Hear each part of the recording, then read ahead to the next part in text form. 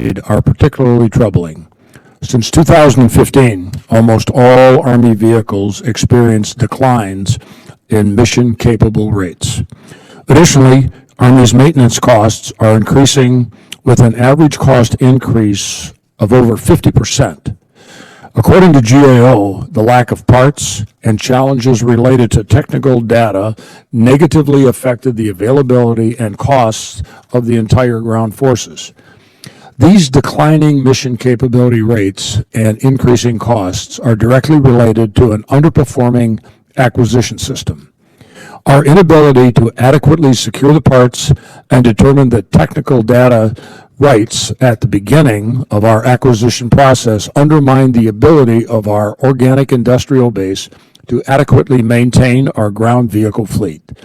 Additionally, I think that we are sitting on the precipice of a new dawn where advanced manufacturing revolutionizes our vehicle maintenance approach. I'm not confident that our military is pacing with the commercial sector in delivering timely and cost-efficient products. As to the Army's organic industrial base to generate munitions capacity, our Army arsenals stand at the epicenter.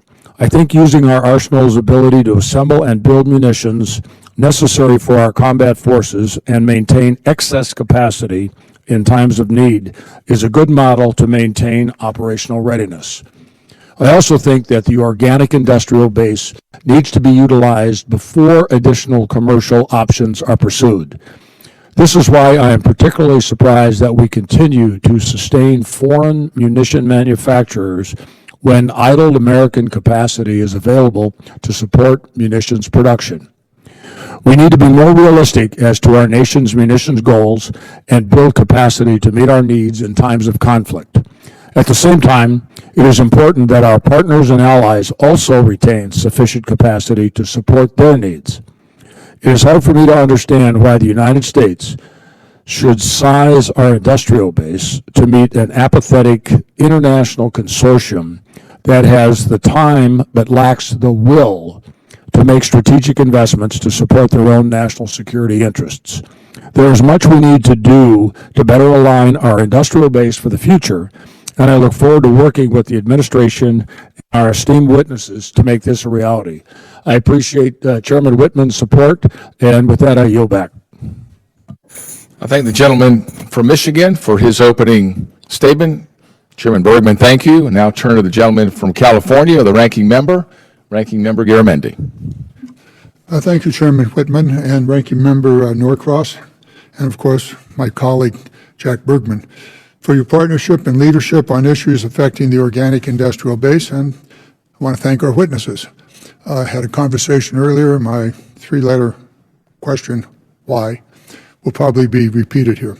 The war in Ukraine demonstrated both the strengths and the gaps and the ability of the organic industrial base to surge in response to a conflict. However, many of those gaps are not new. They're the result of decades of inconsistent and insufficient investment. Much of the organic industrial base infrastructure dates back to World War II.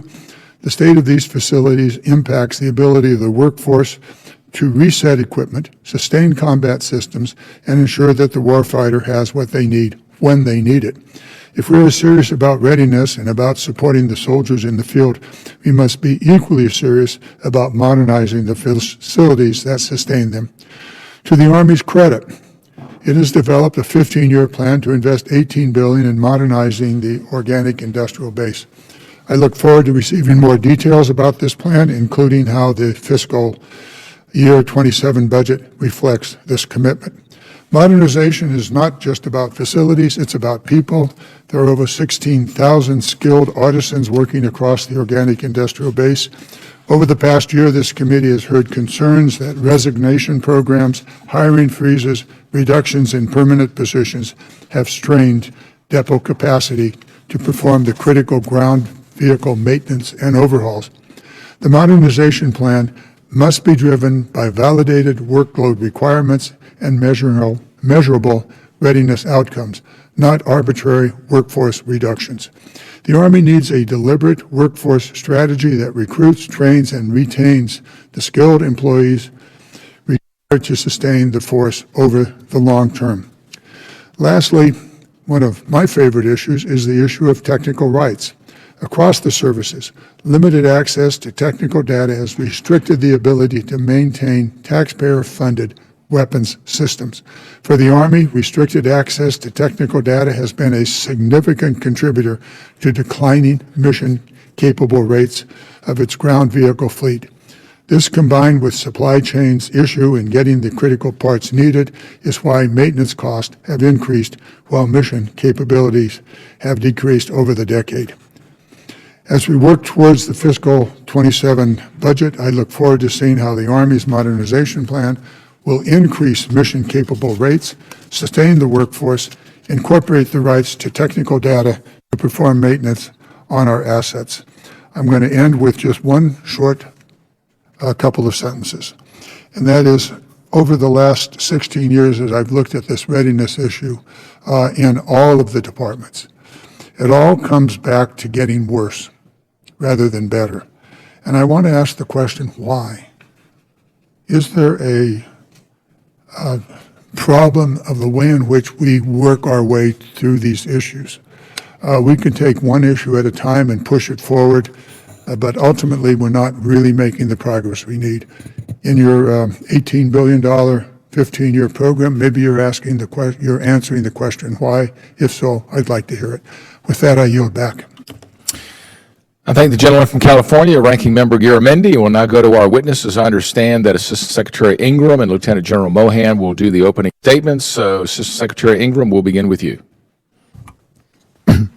Chairman Whitman, Chairman Bergman, Ranking Member Norcross, Ranking Member Garamendi, distinguished members of the House Armed Services Subcommittees on Tactical Air and Land Forces and Readiness, good afternoon.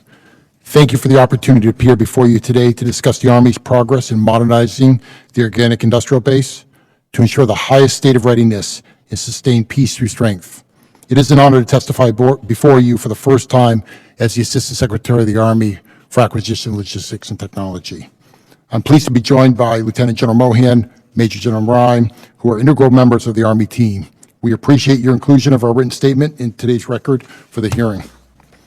The Army's organic industrial base serves as the backstop, the last line of defense for our nation, providing surge capability and functioning as a critical national asset.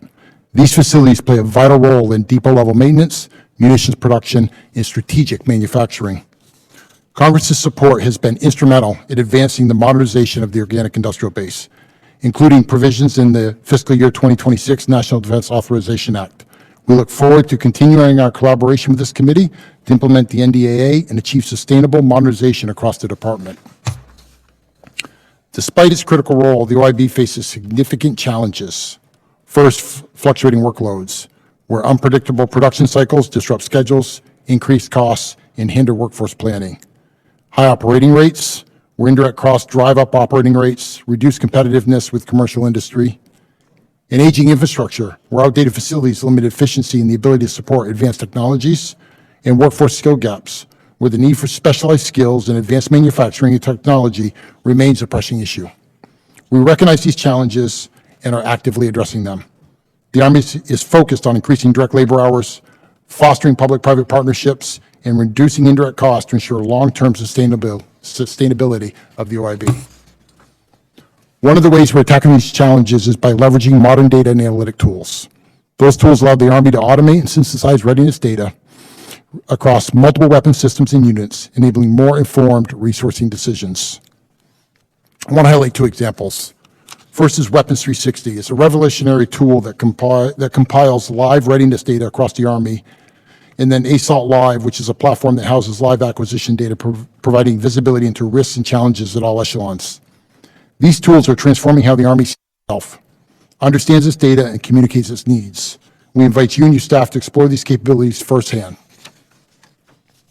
The Army has taken significant steps to modernize its manufacturing capabilities. Recently, we released a commercial solutions opening to accelerate advanced manufacturing initiatives at Red River Army Depot. This effort aims to modernize traditional manufacturing methods and produce new weapon system capabilities such as unmanned aircraft systems and components and robotic platforms. The response from industry has been robust, offering innovative proposals that include government-owned, contracted-operated, government-owned, government-operated, enhanced use leases, private-public partnerships,